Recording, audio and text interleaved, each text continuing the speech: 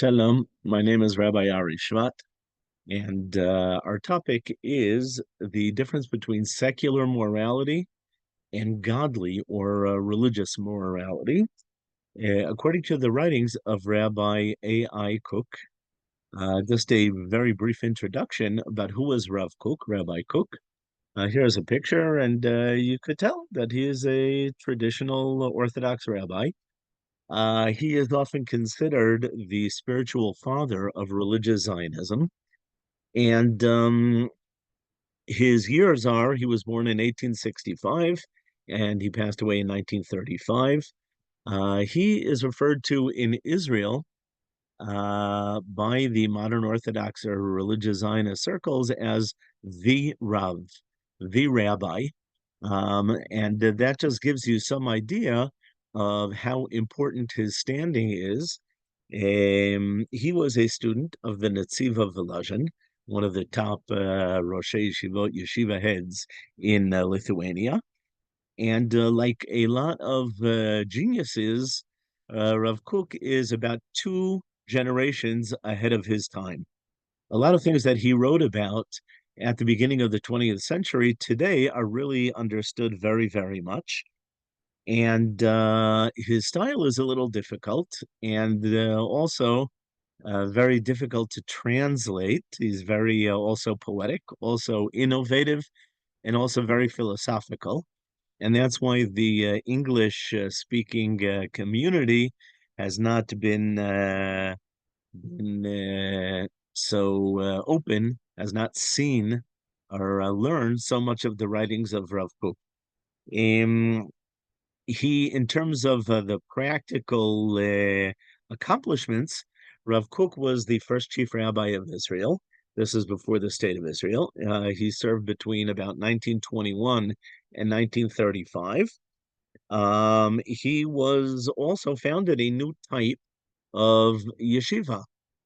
And this is a yeshiva that is also modern and also deals with Zionism and modernism.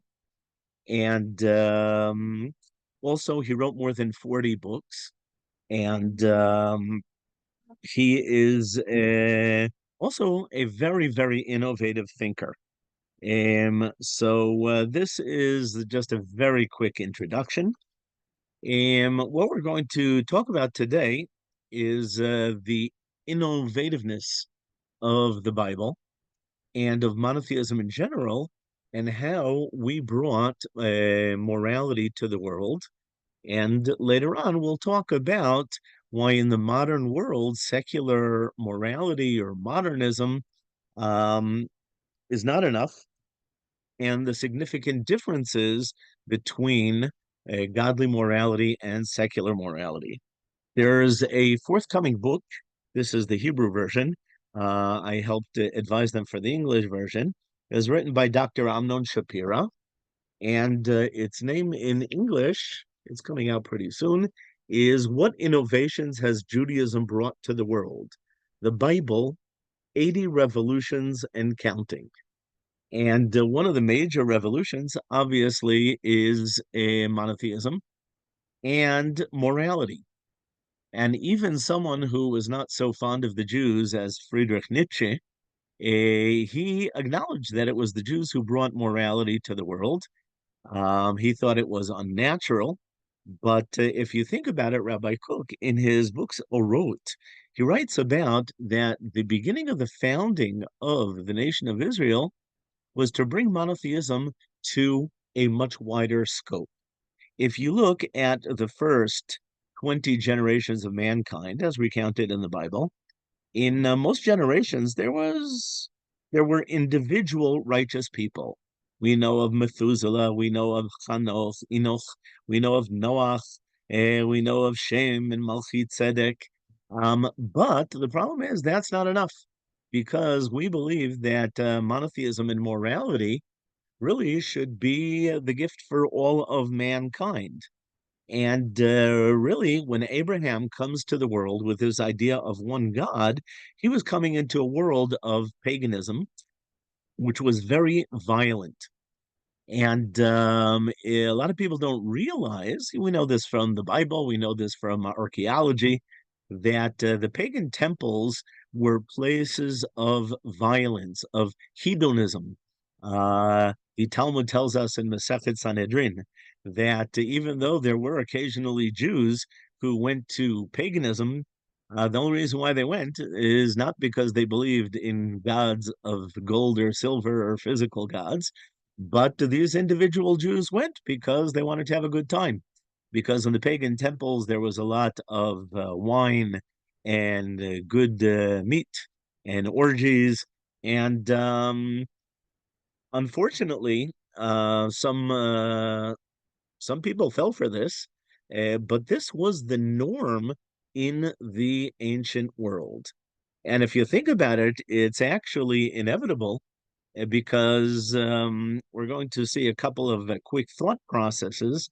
Um, as soon as you have two gods, and how much more so if you have 10 gods or 100 gods, even if you never learned Greek mythology, you know that those gods are going to be fighting all the time because each one wants to be king of the hill.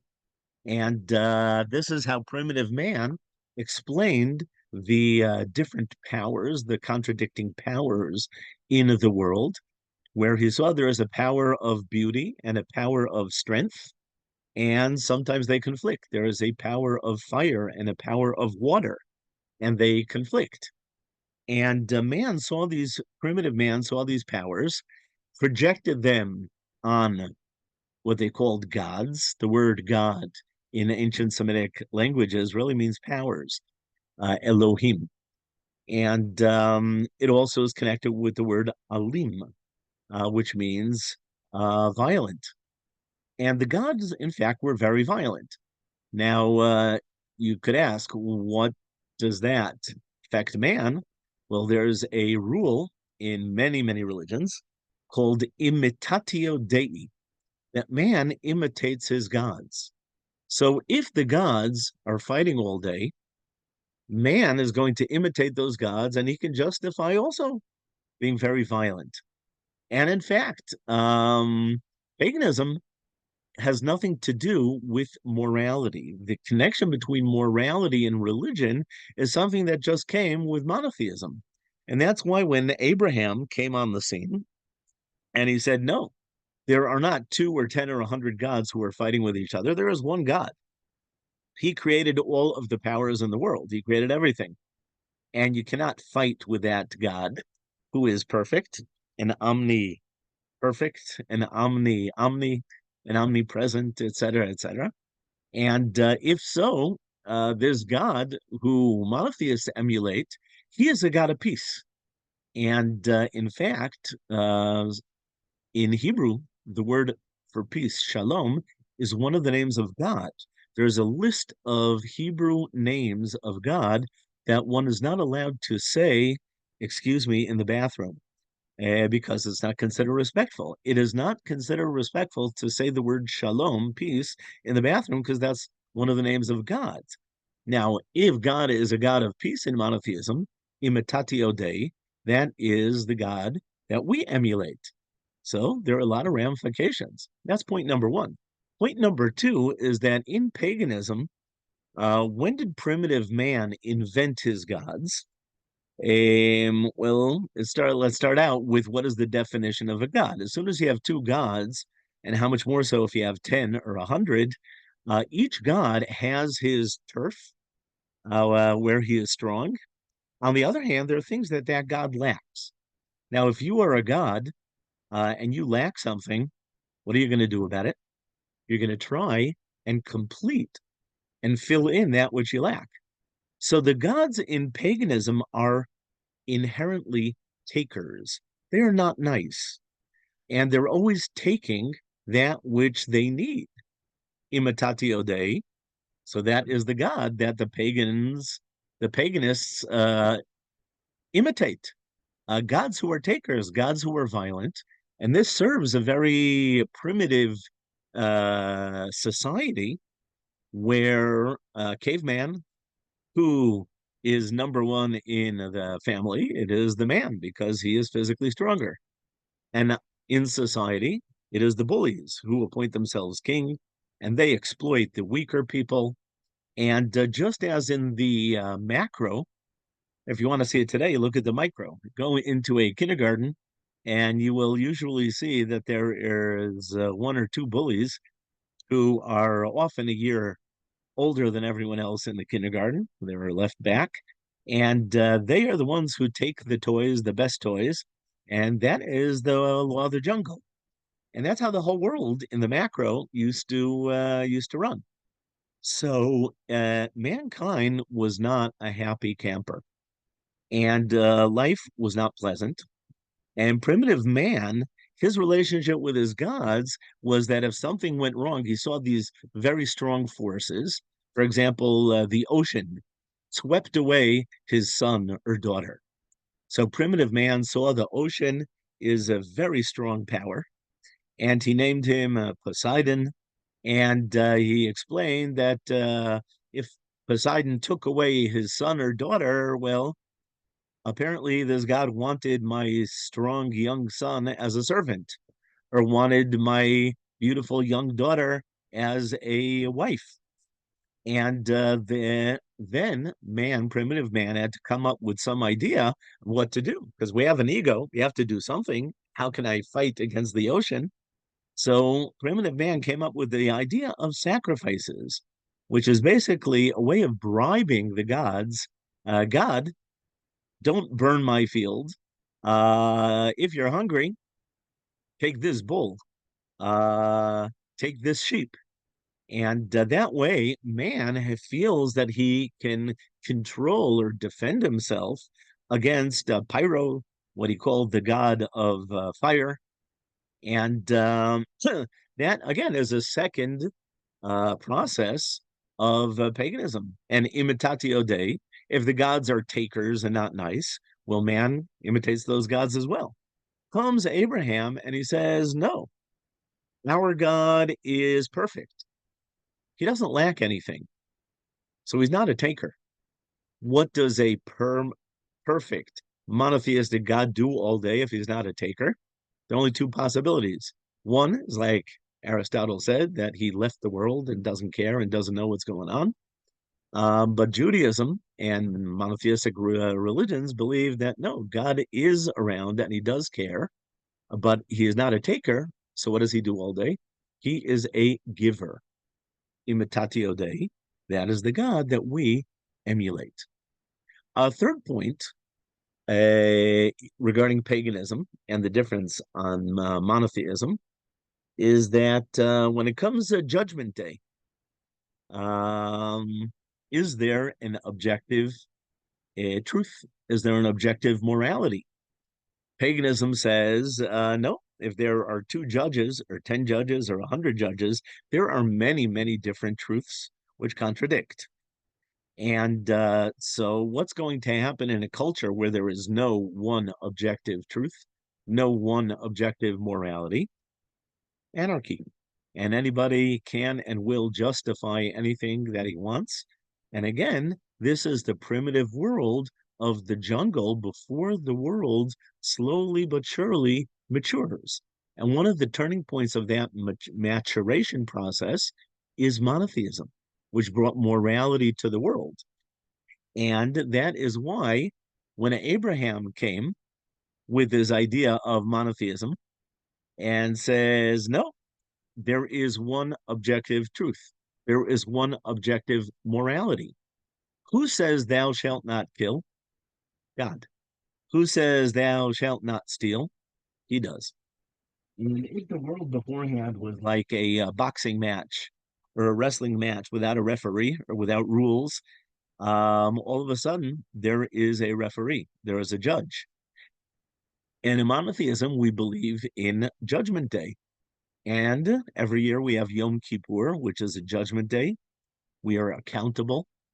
Um, After 120, when a person goes up to Judgment Day in heaven, there is accountability. There is a heaven, there is a hell, there is reward, there is punishment. All this is connected directly with monotheism. And this is what brought morality to the world. Yes, there is one moral, objective, eternal code, and it is connected with monotheism. The fourth point is that often anthropologists they work backwards, and if they see a culture which bows down to gods of gold and silver, gods who are physical, as we see described in primitive cultures of paganism, that infers that that culture is very physical oriented. And that's why their gods are either strong or beautiful or gold or silver, because that culture is very physical oriented. What's going to happen in a physical oriented culture? Well, they put towards the top the values of hedonism and physical pleasure. And if you have that pleasure, that's at my expense, or vice versa. And that is, again, going to be a very violent, physical oriented culture. On the other hand, when Abraham and the Jewish people and the Jewish Bible comes with the idea of monotheism, just an anthropologist would say, even if he doesn't believe it, he will say, well, if a culture has a God with no body and no physical attributes, that is a very spiritual oriented culture. And to summarize what we've seen now, um, only after monotheism came to the world could we begin talking about morality. And that was the biggest innovation of monotheism, uh, the fact that it also brings morality. Or if I were to put it this way, only after the first five commandments of there is only one God, you're not allowed to bow down to or believe in any other God, only after you have the first commandments between man and a monotheistic God can you give the second five commandments between man and his neighbor. Thou shalt not kill, thou shalt not steal, etc., etc.